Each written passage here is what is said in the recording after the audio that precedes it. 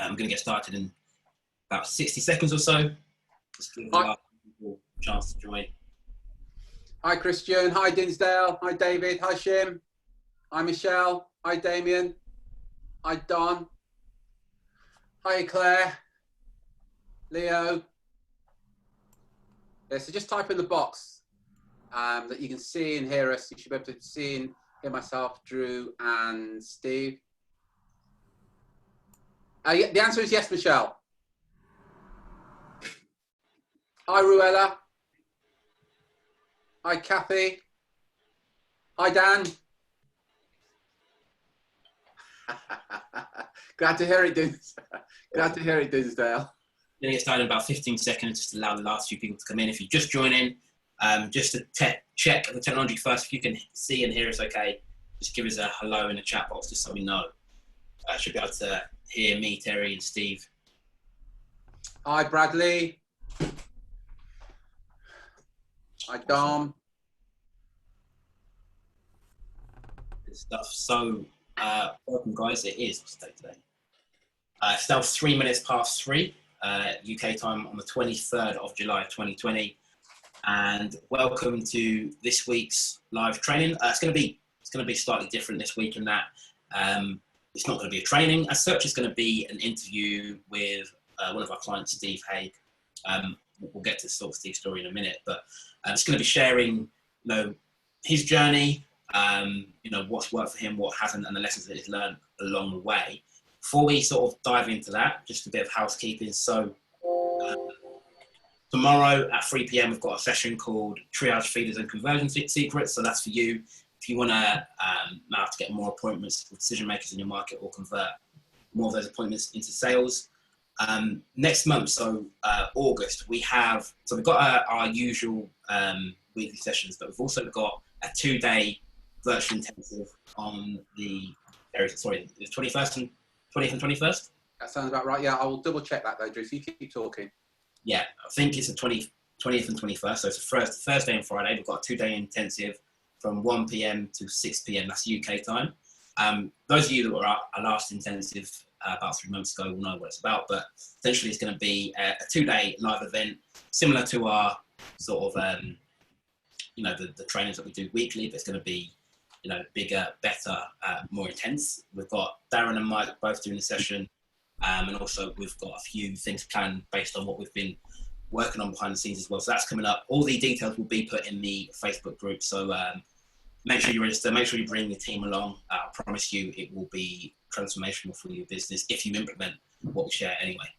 Terry, anything you want to add on the housekeeping side? Not on the housekeeping side. I'm absolutely delighted to have Steve with us today. I really am. Steve and I go back a long time, don't we, Steve? How many years have we known each other? I don't want to cough up to that one, Terry. It's been a long time. Because you came over to York many years ago now, wasn't it? Yes, that was about 8 years ago. So probably about 10 years? Oh, 10 years, absolutely, yeah. Yeah.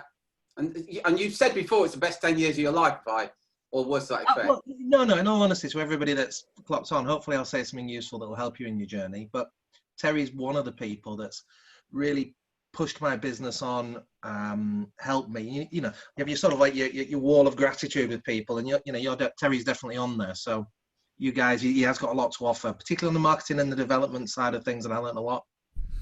Awesome. Thanks for that, Steve. We're going to see a whole series of questions. And by the way, guys, if you've got any questions for Steve, please feel free. And Steve's really open to taking questions from everybody as we go along. But I think I mentioned in the email, one of the reasons we're doing this, we're passionate believers in what's called modeling success. What psychologists found is if you adopt the behavior and the beliefs of somebody that's highly successful and do what they do, you're going to get similar results. And this is all about, we're going to be talking to Steve about his journey from being a rookie recruiter to a cash millionaire. And I kind of touched it a few months ago. I didn't give Steve's name at the time, but Steve sent me a text saying that he was now a cash millionaire, and I was absolutely delighted with.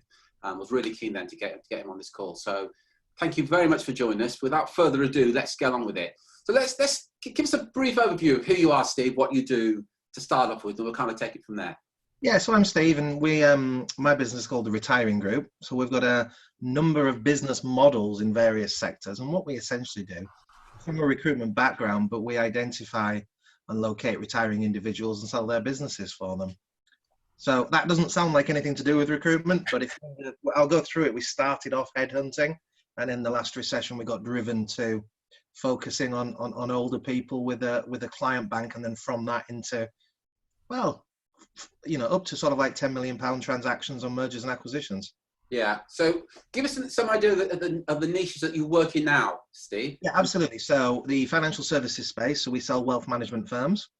So that's anything from the guy that comes along and sells you a mortgage or a protection through to people that are managing money, pensions, investments. So we'd sell those businesses, which came on the back of the last recession when we were recruiting in that space, which you might want me to go into in a little bit. But then we've got the dentistry side. So we sell the retiring dentist, which sells dental businesses, and then we've got retiring accountant, which does exactly the same thing, but for accountancy firms. So people that are offering tax advice, people that are doing the books, the VAT returns, things like that. So we sell their businesses. Awesome, yeah. And some of you guys have met Steve's daughter, Kimberly. I know Darren, Mike, a few of you guys have met. And Steve, Kimberly concentrates on the dentistry. Dentistry, yeah, absolutely. She's just got 3 deals in the last 7 weeks, so she's really rocketing. Yeah, awesome. And just very quickly, just to say aside, we're just talking this off camera. One of the reasons Steve went down the road of dentistry, because it was when we talked about it years ago, it was, in our wisdom, it was recession proof. Completely recession proof. Solid as the government. Yeah. But just very quickly, just tell us about some of the challenges you're having with dentists right now in view of the pandemic and what's going on. Yeah, like you were saying, so we entered dentistry really with a viewpoint because the wealth management space gets hit because it's cogent with the stock market. So those guys' fortunes goes up and down with that. Accountancy gets hit as well because obviously people like to kick their accountant, when you want to save some money. So I thought, well, what's good? Dentistry. Dentistry will be great because people are always going to need the teeth doing, and it's supported by the government, and so it won't be at the mercy of market forces. Then, of course, the next recession is brought on by a virus that spread from the nose and the mouth. Dentistry is completely shut down, put into the NHS, and now you've got no idea how profitable or unprofitable dentistry is, because they're having to work under a completely different situation than they've ever had before. Yeah. But the challenges they've got PPE issues, they've got how many people they can have in the waiting rooms, that they've got all sorts of challenges. But if you're operating in that sector, obviously it's as flat as a pancake at the moment. Yeah. But hey, who could have predicted? Yeah, absolutely. So, but I mean, you got to take the positive on that. At least there'll be no one left to compete against, will there? So. Good man. Before you got into that, Steve, and sorry, I'll let you ask a question. I'm just interested. Just tell us a bit about your recruitment background, because that's when I met you when you were absolutely a recruiter. Yeah, so I did 15 years on a desk. So joined recruitment more or less straight out of university. Went to work for a guy I met in a pub, as is often the way with these things. He spotted me talking and gassing a lot in the corner and thought I could get a headhunter out of him. So I did that. First year I was quite successful. It doesn't sound like much now, but it was 150,000 in a new sector which I developed for him. But that was when 150 grand was good performance. It's obviously changed since then, but we're talking 20 years ago. Then he promoted me to looking after the team. So there was 3 on the team. So we got up to about £500,000, £600,000 production. Then struck off on my own quite early due to just really being time to push on and some pressure from some other sides. But basically did the similar thing to what I was doing for him, but for myself. And had a great time of it without realizing how lucky or how easy it was to do well until the financial recession hit. And that was a bit of a leveler for us, really. So is that the financial crash of 2008, 2009? So our space, if you want me to go into it, we were recruiting financial advisors, mortgage advisors, regulated, their managers and the various other levels as far up as the food chain as we could get our paws into, But it all just went flat. It all just absolutely stopped because at that time, the banks had no money. They just culled all of our contracts disappeared. So, you know, HSBC was one at the time, and HSBC, we were doing about £250,000 with them. And then one day we woke up to realize that they'd taken a master vendor PSL from somewhere else. So we weren't on the list anymore. Same thing with Barclays and then Lloyds, and they all just went down because they were making thousands of these people redundant. So the last thing they wanted to do was to pay me a fee to go find them, you know? So that really, so the market was gone. So, you know, what do you do in that situation? Well, you try and find where the market is. Where does demand exceed supply? Where can I charge to go and find people? What's rare and what's in demand in this marketplace? So, you know, you fall back on your skills as a recruiter, and you know, what have you got? You've got a plethora of candidates who've got a lot of time on their hands to contact you, who might be able to give them a job. But obviously you haven't got time to speak to candidates all the time, because usually, I don't know if your people are finding this, the struggle is getting new clients in a recession. You know, candidates are often 10 a penny, whereas clients are like rocking horse poo, you know. So looked at some tools and techniques, and, you know, pushing on my skill set there to third-party access, to try and convincing candidates who found a job not via myself, that they should give me a call and use me as third-party access to introduce them to that vacancy, which was relatively successful, relying on the old referencing, which I'm sure your people do, you know, going through candidates' previous employers with a view to using the referencing call to opening up a new account. You know, how did he get on? How good was he? By the way, what's your recruitment plans? I wouldn't be doing my job if I didn't ask. Asking candidates what vacancies they had, or what vacancies in their current firm that there were. So sort of like an assumed close on that, which proved very successful. And really trying to keep in touch with the candidates as well as developing the new clients, but really with the view of accessing to see where these candidates were going, which sector were they moving into, because obviously that then proves that they've got some skills in that sector, and that's where I was trying to move the business to. So we did all right. We moved into employee benefits from there, and also debt consolidation, because some of the candidates were moving into debt consolidation and employee benefits. So that's one of the things I'd share with you guys. You know, follow where your candidates, if you are in a bad sector, follow where your candidates are getting jobs, because then at least you can activate your back database towards that. Good point. Excellent. Drew, I know I just interrupted you. So Steve, there's three things we really want to sort of dig into, or three things we typically dig into when we do these interviews. Model, so what business model we use and what's working for you. Strategy, sure.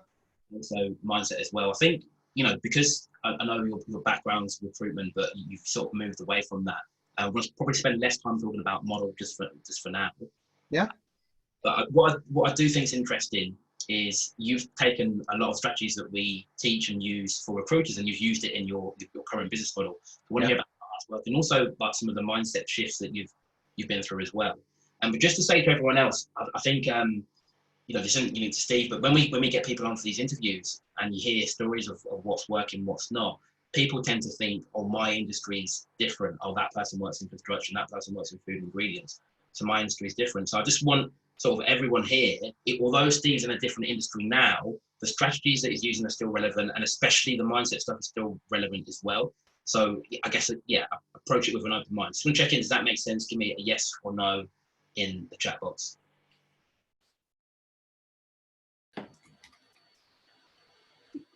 Awesome. So, if we start with, you know, have a quick look at model. I know you've sort of touched on it already. You mentioned some of the reasons you moved away from recruitment into what you do now. Can you sort of tell us a bit more about that? Yeah, I mean, when I say I moved away from recruitment, let's be honest, all I applied was the same logic as I've always done running my recruitment desk, which is to source the people and provide the service which the clients cannot do themselves. So to specialize in an area where candidates are in demand and are rare. So strategically, I think as long as people are doing that, and that's a good question to ask, you know, because what you can't do is make money finding people if the people aren't rare or are not in demand. So I guess I was rushing through there, but that's sort of like the key concept. Now, in my sector, that became salespeople who brought their own client banks, which then led to me finding and specializing in those people.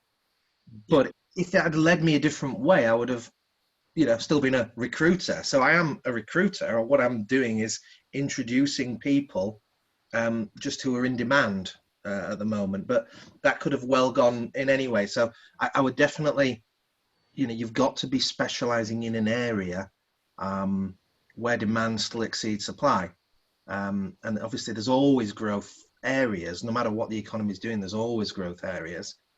Yeah. So it's just really, and there's also sub niches in what you're doing. So there's always still that type of candidate where if you were specialized in that, and if you were directing your marketing towards hiring managers, business owners that are potentially interested in that type of person, then you're going to have more success than if you're doing something that isn't in demand. So that would be the strategic model I'd say everyone should go for, no matter what sector they're in, should be, what can I still charge a fee for? Because to the degree that a candidate's in demand, and to the degree that we're struggling to find those people, is to the degree that they need us, right? So yeah. I just think on that, it's a really good point you've made about supply and demand. And often, certainly for the new guys that are on this call, one of the things that they often say is, my market won't pay a higher fee, they won't pay a retainer. But you want to consider that if there's a shortage of candidates, the hiring manager can't say to you, there's a shortage of candidates, but I'm only going to pay you 10, 15%. The whole law of supply and demand says, if there's a shortage of candidates, you're going to have to pay more. We're all well aware we have a pandemic all throughout the world. And in the UK, for some reason, it's best known to, I don't know who, but there was a shortage of toilet rolls.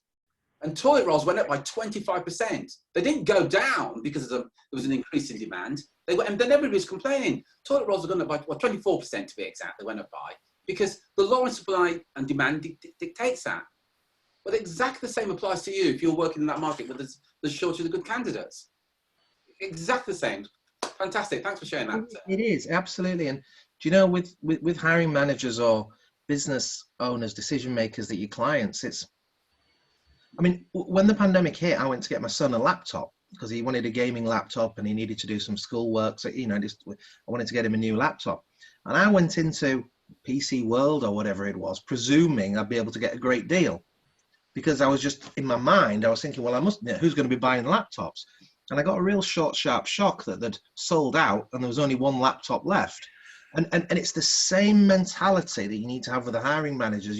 Reality is not what it is, it's what they think it is. And what they think reality is to a large degree your construct that you can put them out there. So you can, if your hiring managers believe these people are hard to find, believes that you're busy, believes that you've got plenty of other stuff on, then as long as that's their reality, then they'll pay whatever fees that reality dictates to them. Does that make sense? Yeah, no, hopefully it makes sense. Sometimes they need a good flick on the nose that, I'm not desperate for this business, and actually these people are in demand, and, why would I put it to you why would I waste a really good person on you? I can put it somewhere else. Yeah, and true touch the mindset there. Or whatever, or no retainer or whatever, Yeah, that's fantastic. Don's asked a question, what steps did you take or information did you use to measure demand? Or how did you know to what direction to go in? Yeah, well, there's a number of more advanced measures now, but then it would be how much interest I was getting if I was marketing out candidates, monitoring search assignments in. So what you can do is you can predict. Anyone can predict that they're going to have a problem with cash flow when they've realized that they've got no fees for 2 months. But you'll see earlier on your search assignments or job orders, whatever phrase you use these days, will drop down first. So you start to see less job orders, less search assignments coming in, less responsiveness when you're picking up the phone to your clients, keeping in touch with clients, and certainly less response when you're marketing candidates out. And it's also talking to the clients, what type of people are you struggling to find? If I was to come across that type of person, how interested would you be? And you're trying to always find out where the sub niche is in relation to your sector. So for example, accountancy might be flat as a recruiting sector, but American tax specialists, given we're joining their systems and economic zone, I would think are probably in demand. But it's asking those questions to find out where people are struggling. So I mean, there's surveys now. There's all sorts of other things. But I was just simple, just marking how many calls it took to get a job order on. Yeah. Awesome. I hope that answers your question, Don. There about steps for gathering the information. Just for everyone else, does that make sense? Give us a yes or no in the chat box. And if you've got any questions, ask as well. So yeah, I just want to go back to something that you mentioned there. It's really about positioning and how you position what you do. Yeah. What sort of I guess early thoughts on that, and how's that changed since obviously you're now more successful than you were? Has your thoughts on positioning changed in the marketplace?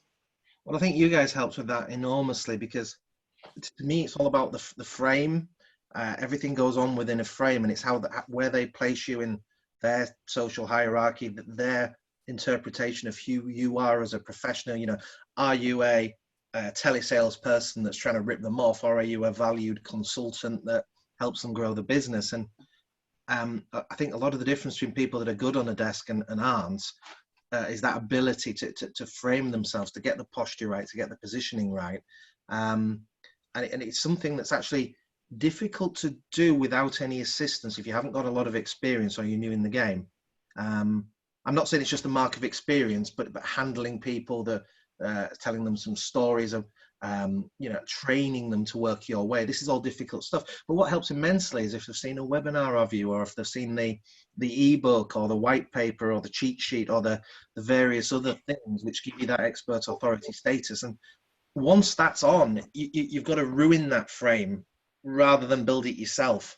So a lot of the content marketing that you guys first shared with me, and that methodology and way, I think really helps with framing. So obviously we can get on tactics in a minute, but you're saying that all the marketing stuff that's there for lead generation is also helping you frame your business and your offering in a certain way, at the same time. Absolutely. So if I were to do whatever candidates were still in demand, or whatever candidates I decided to try and specialize in, if I release a salary survey, the new methods of how they're being paid, how to keep hold of your staff, how to understand whether you're overpaying or even underpaying. But the fact that I've got that knowledge automatically places me in a different world to hello, I'm Steve. You don't know me, but would you like to meet this person, or whatever is my script. Yeah, awesome. And what about so how does that impact the fee that you're able to command? Like, what are your thoughts on that in terms of how you positioned? How's that linked to the fee that you're able to charge, or the fee? So in terms of the way that you're framing yourself as the authority expert. Yeah, absolutely. Well, I mean, it's massive, isn't it? Because people need to. If you're the expert and you have something which, you can find something which they cannot find themselves, and other people, you're perceived as the expert, that enables you to charge a significant premium. And that premium's massive. Now that premium could be in the form, like you guys said, as it could be in the money, the men, the minutes. There's lots of different ways of cost. So you could charge more, or you could guarantee that your work is rewarded by the retainer, or charging on offer and acceptance, or charging upon a shortlist being approved. So there's lots of different ways you can go about that. Because often I've found with some hiring managers, it very much depends if you're dealing with a business owner or whether you're dealing with somebody who's reporting to a gorilla. So the person who's reporting to the gorilla, so your HR person or your someone who's got a budget, wants to look good to whoever they report to. So as long as you can see it from their side and give them something that they can say, well, look, the fees were 30% and we got it for 25%. As long as they can look good to the boss, then you can. That's the key thing, is to you help get what you want by helping everyone get what they want, right? And if you can do that with business owners, it's a little bit more tricky, but certainly with anybody that's not actually paying the check themselves but has a budget, I found that's much easier. Interesting. Interesting. We've talked a lot about ego. You've touched on something there about looking good, and that's a really good point, that as human beings, by the way, we all want to look good. And what Steve's identified here is that, you know, the number two, perhaps the number two, or the HR person wants to look good. And for you to convince them to do what it is you want to do, you've got to help them look good to their line manager. Yeah. And again, this is all about the ego, because we all want to look good, always, despite what we sometimes. Yeah, absolutely, Terry. You know, because if you've got a HR person who's there on 50, 80 grand, whatever, they've got to justify their existence. So part of that is to, look what I did, boss. I've done this or done that. So as long as you can make that person look good and feel that they've got something to not prove their existence, but you know what I'm saying, then that works for everyone, right? Yeah. So all I'm saying is you can be a little bit creative in this, but ultimately it's how much cash you're going to get and how likely you are to get it. And there's lots of different ways of doing that. Yeah, very good. Thanks for that, Steve. Awesome. So, look, this I want to come away from model, because what I really want to talk about is tactics and strategy, because you have a few clients like this, but you're one of the, I think Dad would agree, like the most aggressive implementers. Like we say something with 10 ideas, and it's like before we've even finished the call, oh yeah, I've just done that. So again, I know there's lots that you do. But if you could pick sort of, just for the guys listening, like if you could just pick, your top 3 or 5 things. If we said to you, look, Steve, over the next year, you have to drop everything else, but you can only use 5 things. What will those 5 things be? I mean, just on that, say I implement stuff, and I'll get to the 3 or 5 things definitely. But I can't remember which book it was I read it in, but it was, if it's worth doing, it should have been done yesterday. So, or if it's worth doing, it should have already been done. And I understood that, and I've really adopted that as my own. And I think that's helpful across all parts of life, right? If it's worth doing, it should have already been done. It should have been done a week ago. So, get on and do it. And I think that's certainly a key thing, that I do get stuff done. It's action that creates stuff. There's no point thinking about stuff. Of course, you've got to have strategy. Of course, you've got to put some thoughts, but you only get paid when you ship, right? You only get paid when you get that webinar out there. You only get paid when you get that job filled. You only get paid when something happens, and it's action that makes stuff happen. So yeah, absolutely. So what was it? 3 to 5 what marketing tools, or 3 to 5? If you had to drop, if you wanted to maintain or grow your business, you have to drop everything else. But Steve, can only pick a handful of things. What would those sort of your core strategies be? Mine, well, we enjoy being top of Google, so we enjoy a lot of the SEOing. I still believe in search. I think search is key. So it's not the be all and end all, but it's definitely where we get a lot of traction, because we use the initial SEOing, and maybe you can't get to be top for, I don't know, construction jobs, because you're fighting against Reed or Monster or whatever. But there's lots of search terms, so getting a blog out there, getting something out there to target specific search terms to put you at the top on some of the key things that the people that you're after are typing. I found that very useful, because that mixed with a cookie on the computer, a Facebook pixel, a Google cookie, and you can chase those people around the internet forever. And then all of a sudden, I was saying before, that their reality is what they think it is. Well, you're everywhere. Anything to do with construction jobs, you're there, you're following them around wherever they go. So all they see is you, all they hear is you. You're following them around everywhere. They're popping up on Facebook, you're popping up on baking sites or whatever. And that I found is pretty powerful. So getting them straight there with a good offering on the website, but then following that up with a remarketing only pay-per-click, offering some other form of content, because some are readers and some are viewers. So you're trying to just, take it, change what you're cooking up each time, So yeah, I guess the remarketing comes into that. During the pandemic, I found Facebook videos really powerful. I found that very, very good. And of course, with Facebook, you can dump your email lists in there, but you've also got this pixel. So that's building up all the time from the SEO, and the two work very well together. So the videos are pulling really well. I mean, that's all lead generation. Conversion, I would never stop the... I'm shocked that you haven't said email. Yeah, I am as well, actually. I'm in the spam bin. Everybody's put me in the spam bin. No. Yeah, I mean, if we're talking on just lead generation stuff, email obviously works really well still. Just on that, Steve, how often are you emailing out to your list?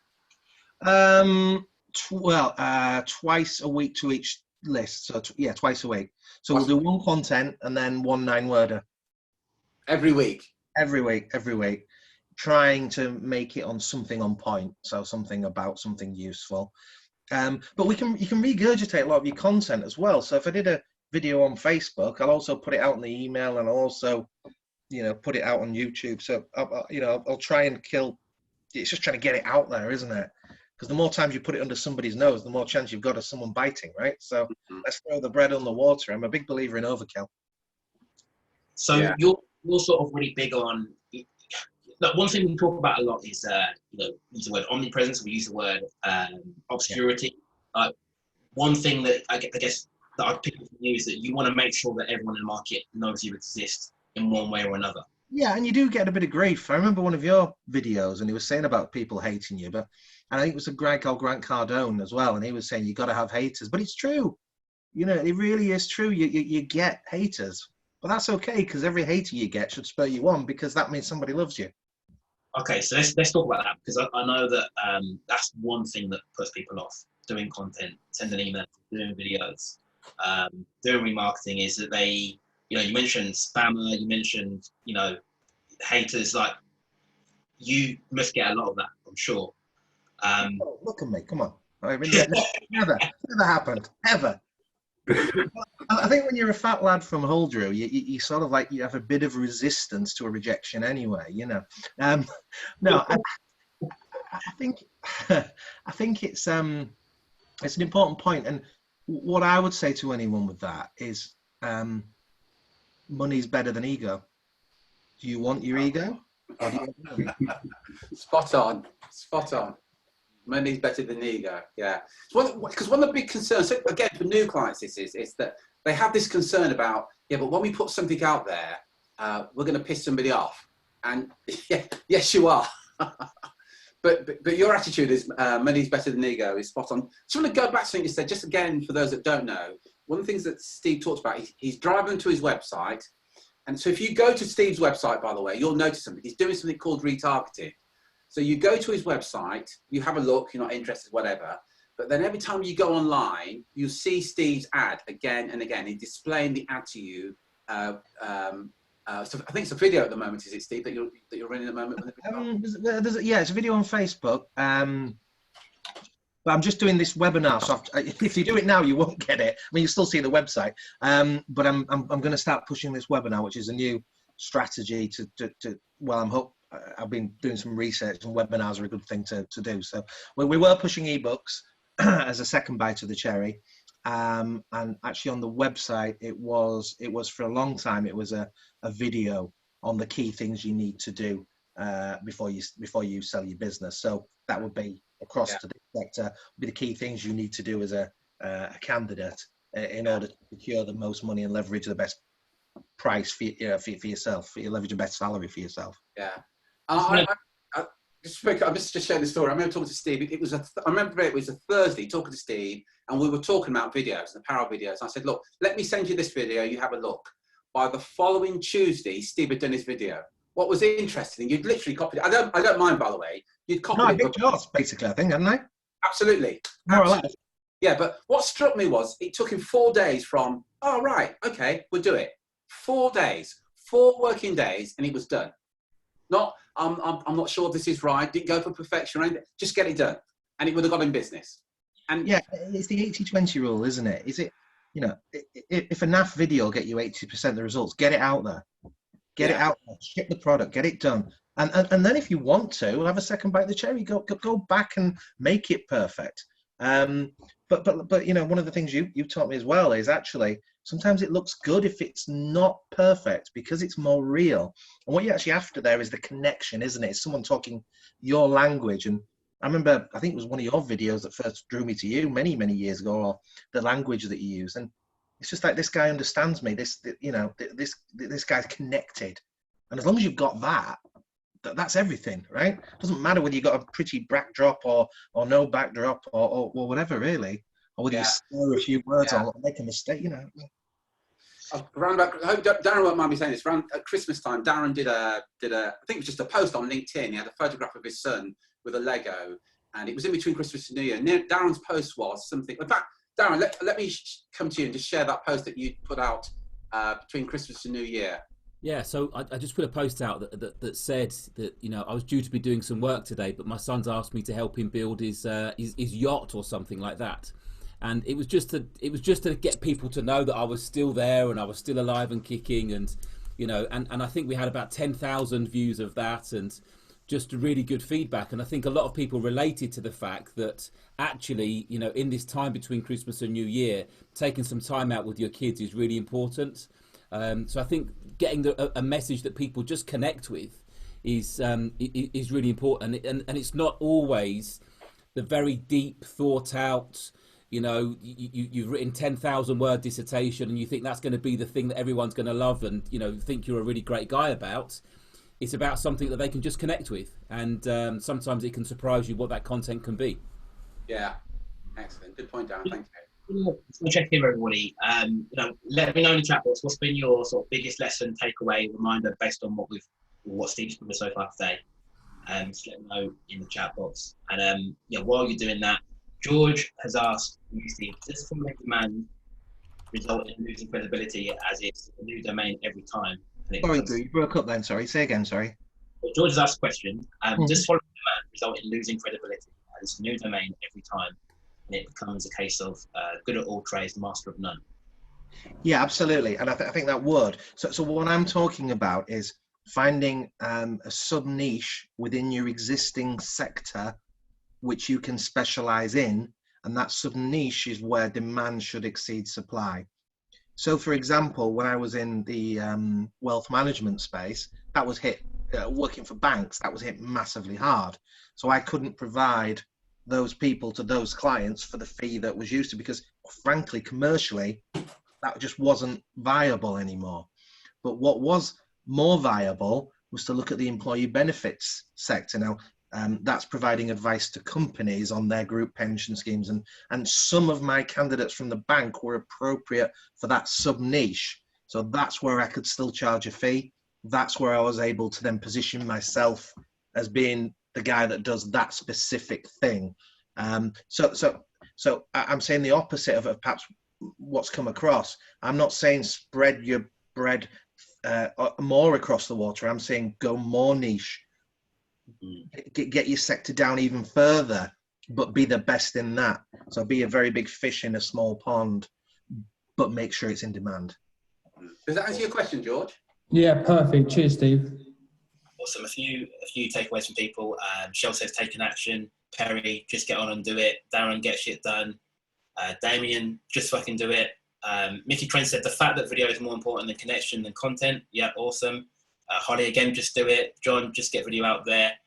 Mike, just get done. Actually, everyone's almost on the same page. Just yeah. The key thing that people are taking. I want to sort of obviously it's been a journey for you to get to where you are now. I want to take you back to, I don't know what it would be, but everyone's got a goal, but we all want it sooner rather than later, right? If you could, why do you think it didn't happen for you sooner? What were you doing that was perhaps slowing you down or getting in the way? Yeah, loads of things. With me, I'm not a slow learner. I'm all right academically, but I'll kind of learn something. But what I didn't really learn it. So I think I understood something, but then I'd see it from a different angle years later, and then only then I'd really understand it, and the penny dropped. So what have I done very badly? Recruit people into my own business, recruiting the wrong people, not strategically planning to have a constant stream of people, which is exactly what I was advocating to my clients, but not taking my own medicine. So then being desperate when someone left, or desperate because the market was good and I was trying to bring people in. So not doing psychometric testing, not having a proper training course, or trying to load too much on them up front rather than breaking down what is a complex job. I guess it was absorbing the culture of what I was brought up with, which is sort of like this, we're the elite recruiters, we're the SAS, you know, and it's good that people don't make it, because that just shows how tough this industry is and how good we are. And I kind of adopted that and expected turnover and expected people not to make it. And that was something that was wrong, I'd say. Definitely looking back on it. And that really held me back, because you can only grow so far on your own personal billings or having sidekicks. What you need is what I've got now, which is people as good or as better than I was on a desk. And that takes a lot of time, a lot of training, and really selecting the right people. And it's interesting, isn't it? Every recruitment business owner here, their biggest challenge is finding good consultants. Yeah.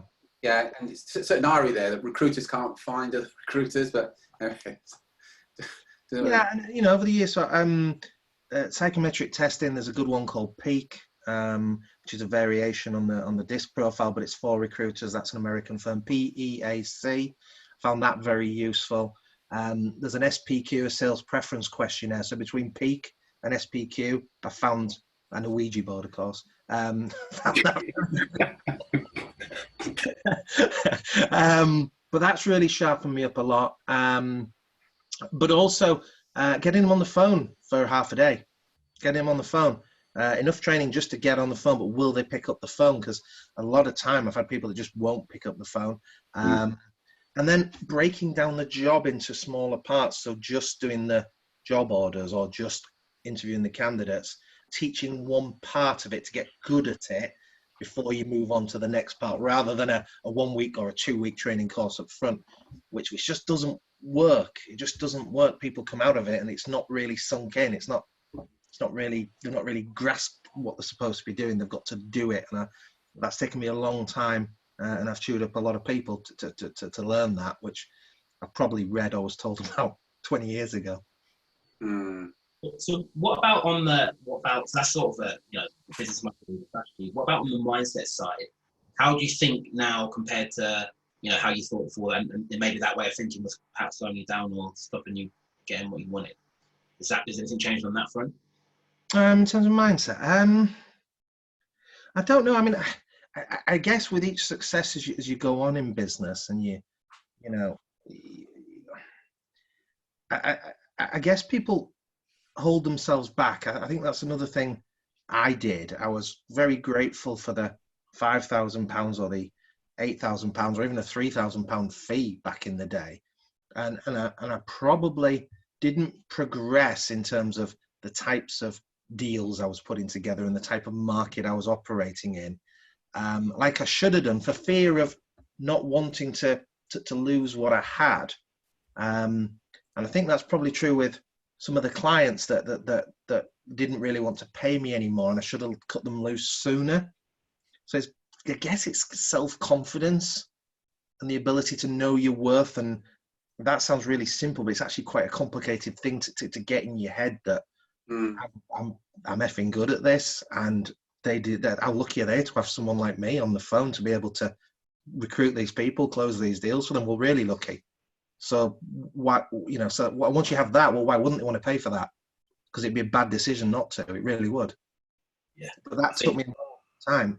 Sorry. I think everyone probably can resonate with that. In fact, let me check in. Does what do you resonate in a way what Steve said there? It could be yes or no in the chat box.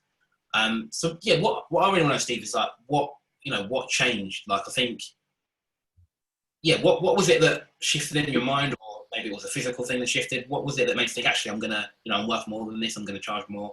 I'm gonna move up the food chain. Yeah, I think it's that beliefs, isn't it? But you need enough legs on your belief to really believe it. So I think the first time I did a 6-figure fee I couldn't believe that actually paid that to me.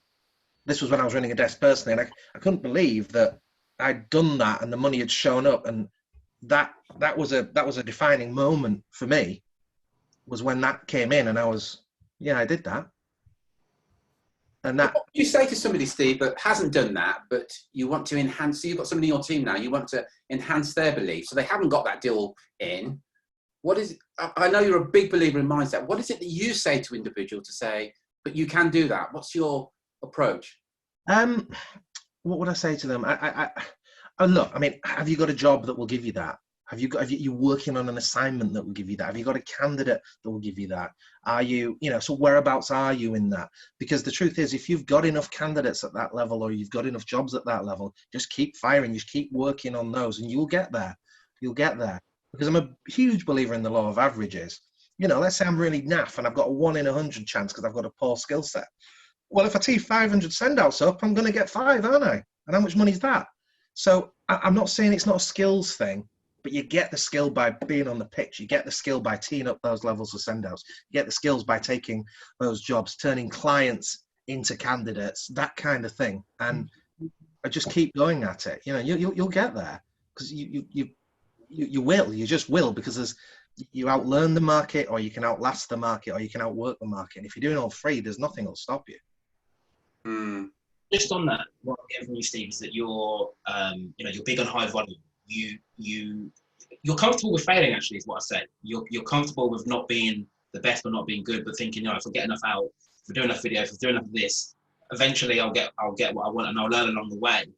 Yes. And I think that that probably is something that holds people back, is they don't want to go through that, I guess, learning curve. How do you deal with failure? What do you, what are your thoughts on how do you deal with it?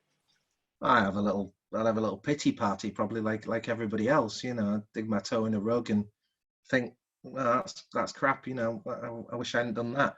I mean, it's quite a well-known thing that failure is good because it teaches you. I'm a great believer in success. Nothing teaches like success. Once you've got one, right, do that again, son. Right, okay, I'll do it again and again and again. So success is, I believe, the best teacher. But look, it's, first time you play football is the first time you get on the pitch, the best game you're ever going to play. First time you, I don't know, play chess, is that the best game you're ever going to play? It's not. That's just stupid. Or bake a cake. It's nonsense. The first cake you bake's never going to be your best one, is it?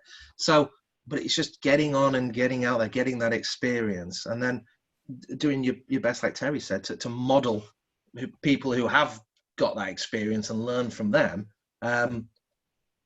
Okay, yes, do that, but more importantly, get on and have a go and learn, because that's when you actually really learn, isn't it? When you're actually doing it, fiddling with stuff, and that didn't work out. That, I got bitten there. How dare I try and find him a new job when he's the CEO or wherever? Well, next. Yeah, we've all been there. You talk a bit about learning. One thing I was blown away with talking to Kimberly is the books that she'd read. And I said, have you heard this? And she'd go, oh yeah, I've read that. My dad told me about it. So, and I know, Steve, virtually every book that she'd read, she goes, oh, Dad told me about it. What are the books that you would recommend to the guys here? The books that have really impacted on you and your journey? In terms of me personally, I used to smoke heavily, and there was a book by Tony Robbins called Awaken the Giant. Yeah.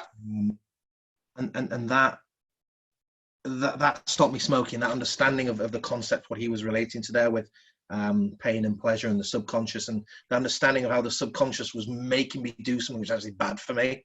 And I think there's probably a lot to success within that book on a lot of levels. So I definitely recommend that. I'd say your book was actually a very good one, Terry. Steve, I'm going to take fiber for that. Not the first one. That wasn't so good. The second one was better.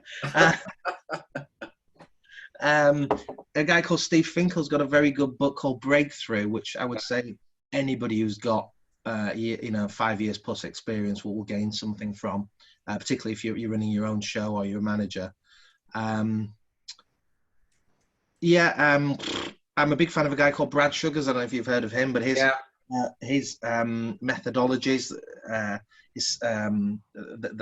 that's very, very useful. His 5 ways formula, instant cash flow, I think, was the one I first learned that from, which is very good, which is probably useful right now for some people. Instant cash flow. Your book, Steve Finkel's book.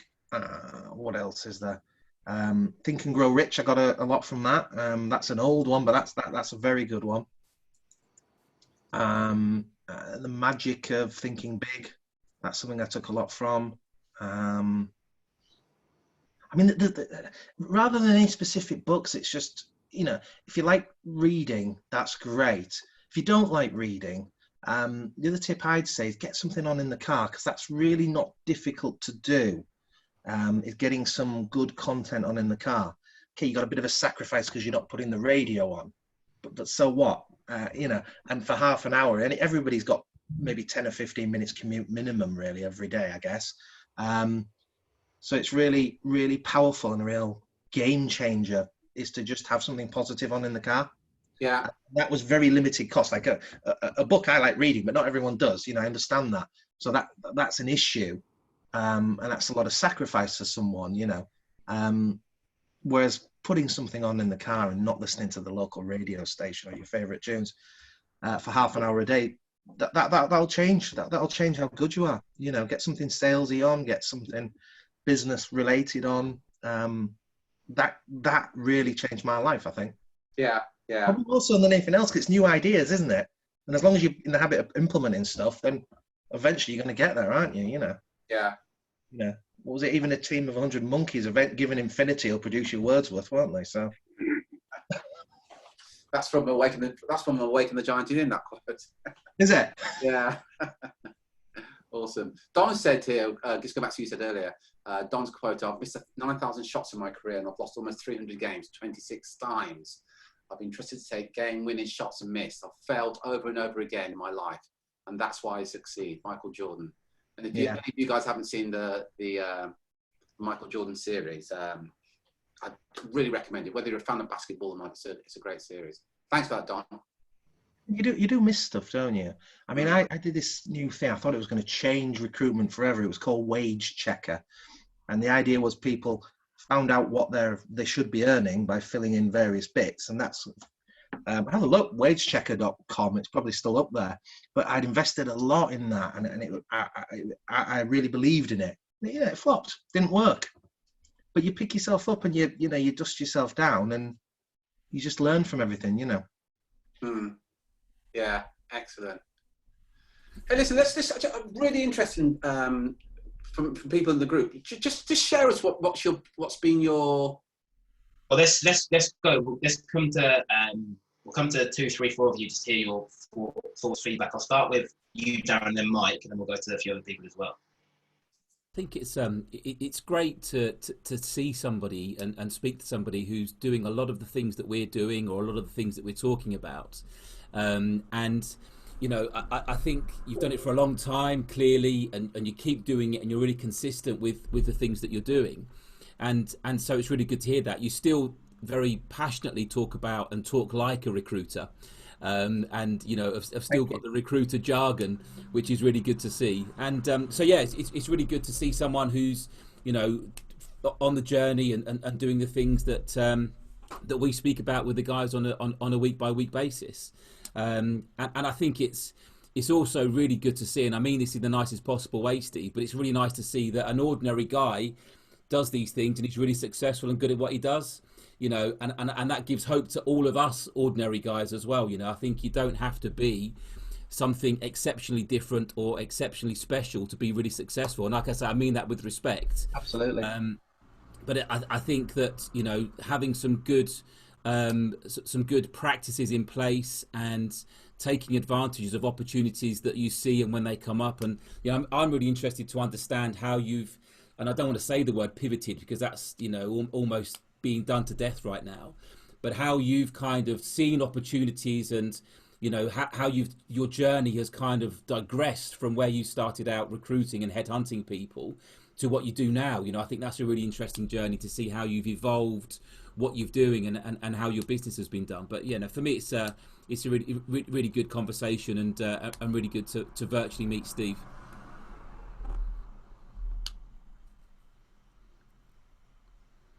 Mike?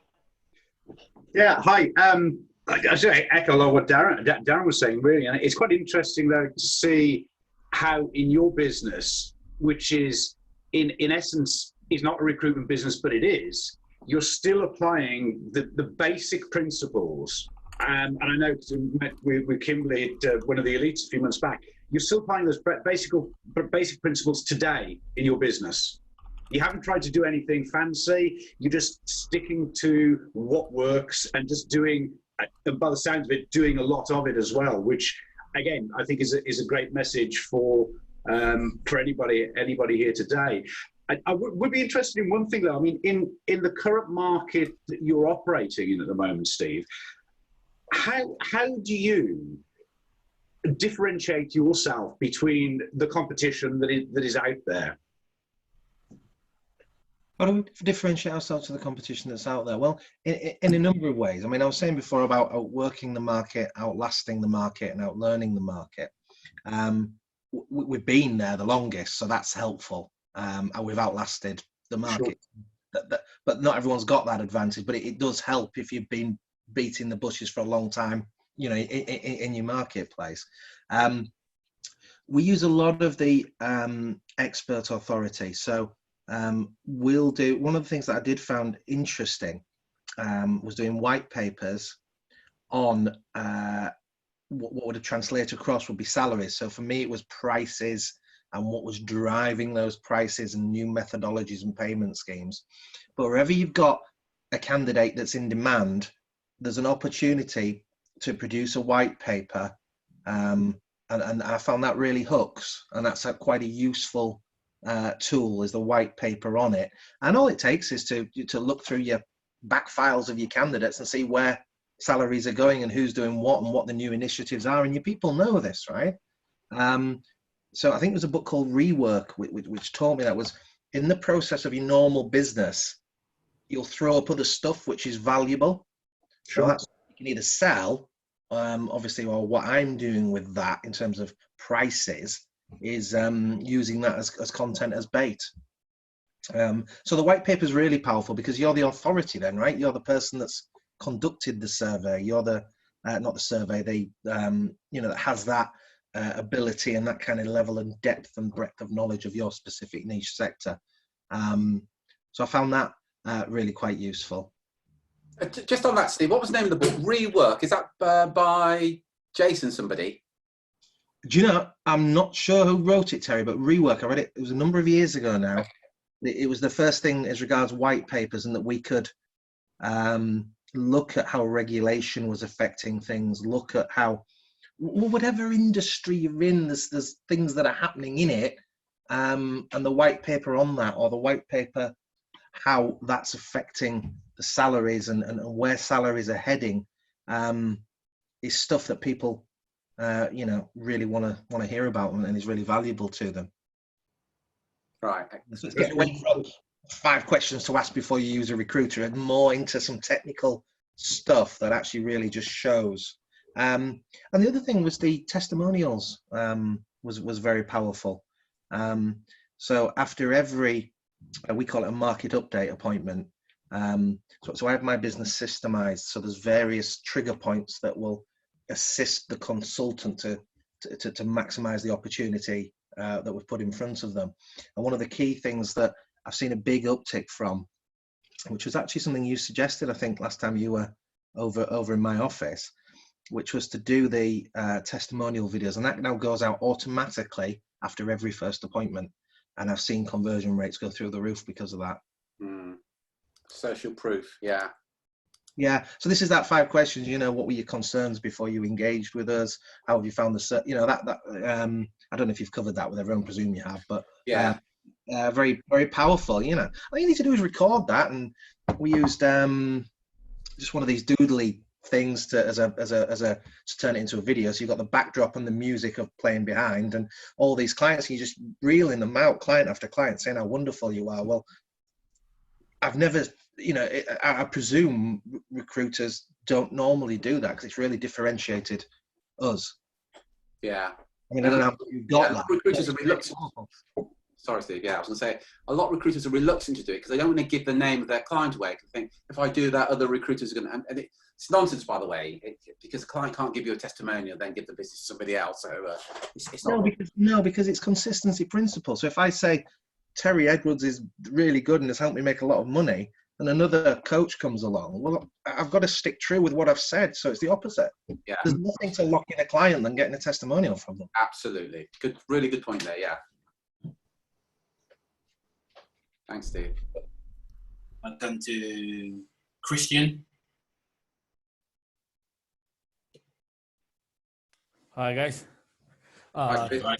Yeah, thanks, Steve. It's been fantastic. And to me, the best advice that I'm getting from you is that you took action on new things. You did. You find out your new ways of doing things that perhaps as a recruiter sometimes is very difficult for us, like the one that you just guys mentioned, like getting testimonials and making public that sometimes you're working with A client or B client. I always see that as a threat, or I always see that as another recruitment agency can get my clients. But it's been a really good advice the whole session. Thank you so much. Yeah, and just on that, guys, I'm sending this out after a market update. So after they've had I think you call it a triage call, is it, Terry? Yeah. We call it a market update, and the same thing though. First hooking on them. So we know who they are. So we know it's not another competitor. I mean, even if it was, so what? Because, they've got to be pretty desperate to pretend to be someone else and spend 20 minutes with one of my people. But the fear of that is mostly artificial. I get where it's coming from. But it's also that mindset, isn't it? That there's plenty of work out there. There's plenty of business. There's a big world. And it's actually, if you could just get out there and make a contribution, that's the only thing you have to worry about. The money will take care of itself. Just get out there and make a contribution. But yeah, no, because once they see that, I think if my guy's not even had the best appointment, it just seems to carry them over the line, even if the call's not gone as well. Right. It means that they'll get back in there again. It means that the person will give us the benefit of the doubt, and that kind of thing. Whereas without that, because there's nothing, I don't think there's anything more powerful than that.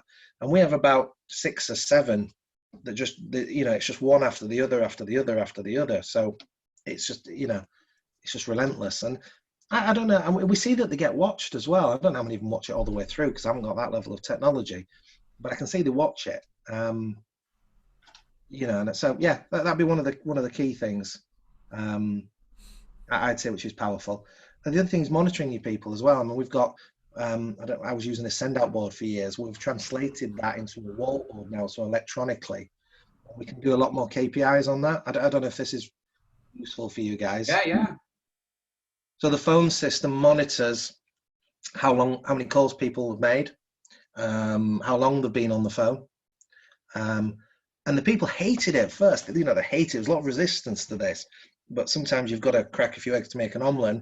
Now they actually really enjoy it because they can look up and they can see where they are and how hard they've worked and where they've been doing stuff. So that's monitoring themselves on a daily basis, which is really useful, particularly in downtimes like this. But also how many marketing bits of inventory they've sent out, so candidates or jobs that they've sent out using the CRM, how many send-outs they've arranged, how many seconds, how many offers, and then of course the billings. So it's all there on the board all the time. So even the new guys can compete on phone time. Yeah.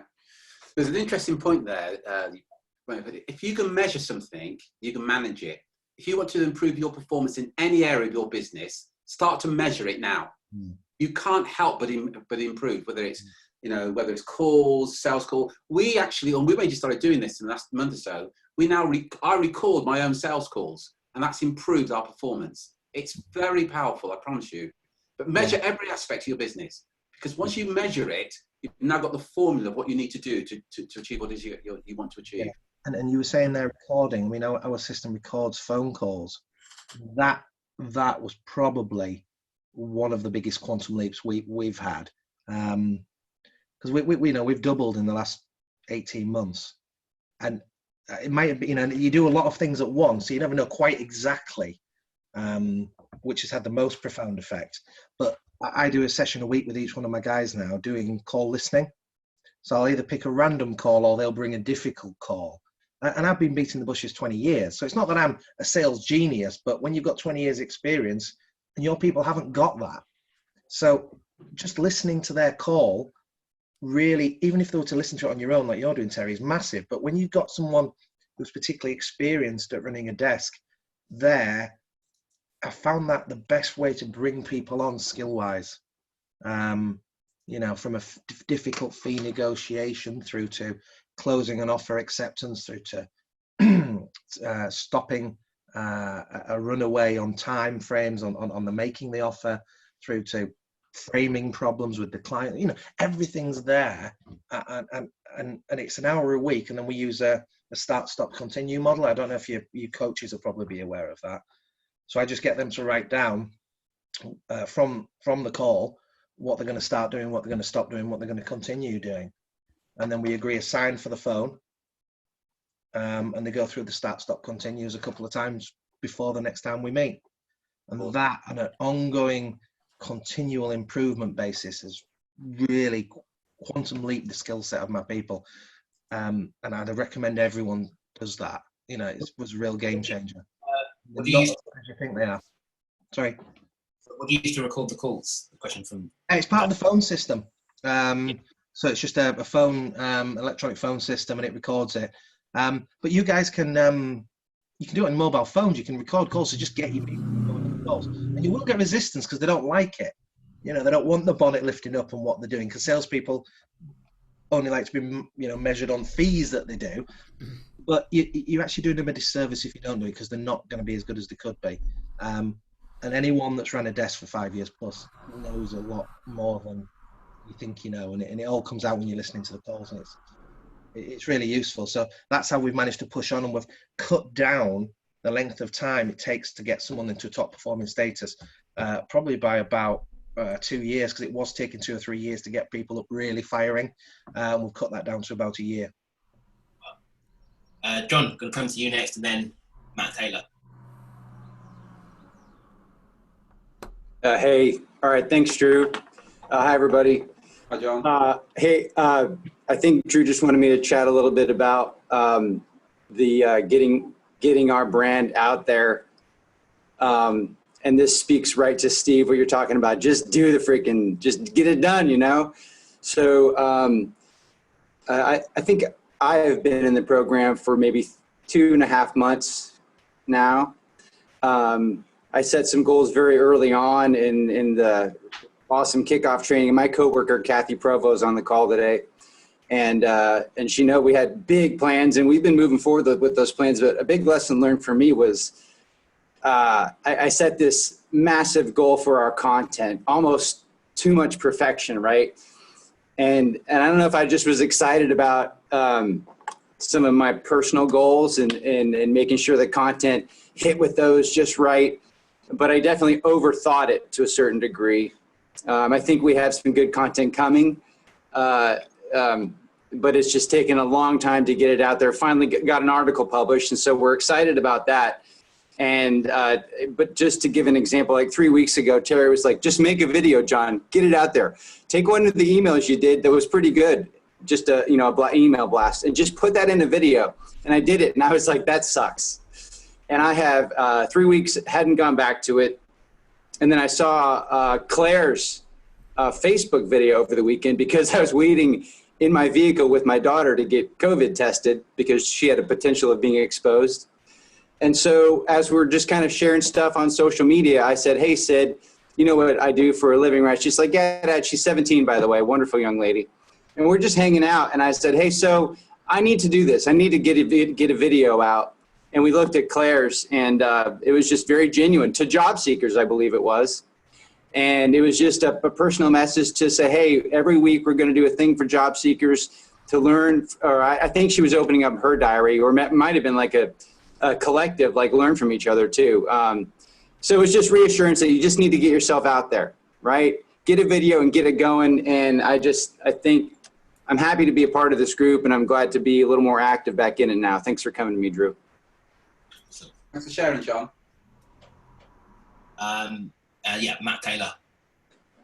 Yeah, thanks, Steve. I mean, me personally, I'm a week into this, so a lot of it's very new.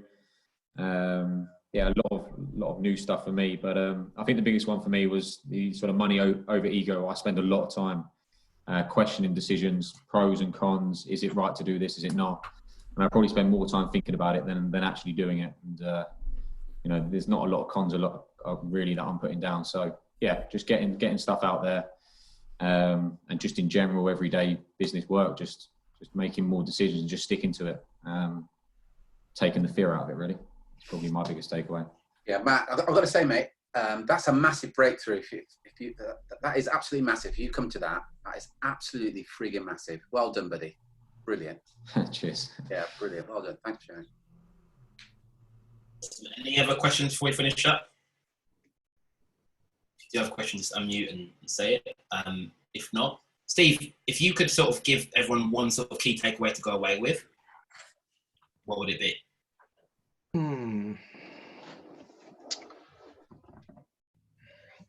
What would it be?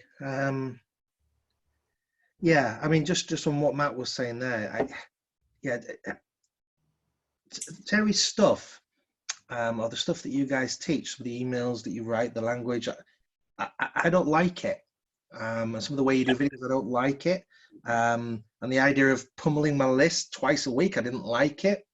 But that point of money being better than ego, every time I've done what I thought best versus what Mr. Edwards has thought best, has outperformed me quite significantly.